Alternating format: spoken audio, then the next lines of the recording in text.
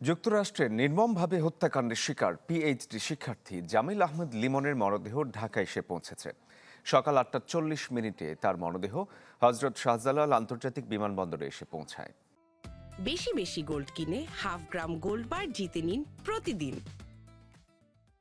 গেল ২৫ এপ্রিল লিমনের মরদেহ উদ্ধারের পর ওয়াশিংটন ডিসিতে বাংলাদেশ দূতাবাস এবং মায়ামিতে বাংলাদেশ কনসুলেট জেনারেল, বিশ্ববিদ্যালয় কর্তৃপক্ষ এবং সংশ্লিষ্ট পুলিশ বিভাগের সমন্বয়ে সব আইনি প্রক্রিয়া সম্পন্ন করা হয়। শাহজালাল বিমানবন্দরে পররাষ্ট্র প্রতিমন্ত্রী শামা ওবায়েদ জানান, বাংলাদেশি আরেক শিক্ষার্থী নাহিদা সুলতানা বৃষ্টির মরদেহ ঢাকায় পাঠানোর প্রক্রিয়া চলছে। আমরা সবার কাছে কৃতজ্ঞ, সবার কাছেই সবাই সহযোগিতা করছে, এই জন্য আমরা সবার কাছে কৃতজ্ঞ। বাদ মাগরিব জানাজা এখান থেকে জামালপুরে মাদারগঞ্জে নিয়ে যাওয়া হবে। বাদ মাগরিব জানাজা শেষ করে আমরা ঢাকায় ফিরব।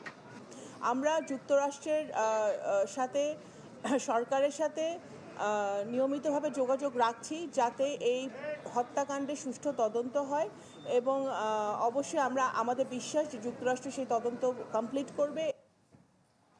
এ বিষয়ে আরো জানাতে হজরত শাহজালাল আন্তর্জাতিক বিমানবন্দর থেকে সহকর্মী সম্রাট হোসেন আমাদের সাথে এই মুহূর্তে যুক্ত হয়েছেন। সম্রাট, কখন নাগাদ মরদেহ এসে পৌঁছলো এবং তার পরবর্তী যে প্রক্রিয়া, দাফন সহ অন্যান্য কোনো তথ্য যদি আপনার কাছে থাকে?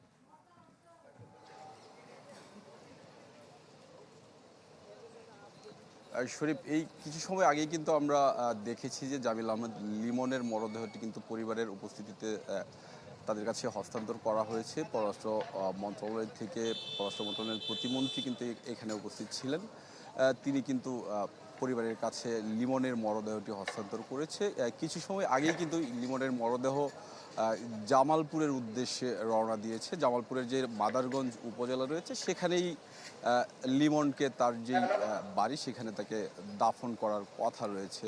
আর পররাষ্ট্র মন্ত্রণালয় থেকে কিন্তু কিছু সময় আগে আমাদের সাথে এখানে প্রতিমন্ত্রী কথা বলেছিলেন। তিনি যেটি বলছিলেন যে এই হত্যাকাণ্ডের সুষ্ঠু বিচারের আশা প্রত্যাশা করছে বাংলাদেশ সরকারের পক্ষ থেকে। আর আরেক যেই শিক্ষার্থী বৃষ্টি, তার মরদেহটিও দেশের দ্রুততম সময়ের মধ্যে ফিরিয়ে আনার যেই কার্যক্রম, সেই কার্যক্রম কিন্তু অব্যাহত রয়েছে বলে কিন্তু জানানো হয়েছে। পাশাপাশি এমন মর্মান্তিক ঘটনার পুনরাবৃত্তি যেন না হয় সেটিও আসলে এই সরকারের পক্ষ থেকে বলা হচ্ছিল যে সেখানকার যারা প্রবাসী বাংলাদেশি রয়েছেন তাদের নিরাপত্তার বিভিন্ন বিষয় নিয়েও কিন্তু এখানে তিনি কথা বলেছেন। সবাইকে সচেতন থাকার কথাও কিন্তু বলেছেন। শরীফ, আপনি জেনে থাকবেন যে গত 16 এপ্রিল কিন্তু এই লিমন এবং আরেক শিক্ষার্থী, পিএইচডি শিক্ষার্থী নাহিদা আক্তার বৃষ্টি, তারা কিন্তু নিখোঁজ হন। এর পরপর কিন্তু পরপর তাদের মরদেহ পাওয়া যায়। এর পরপরই কিন্তু এই আজকে অর্থাৎ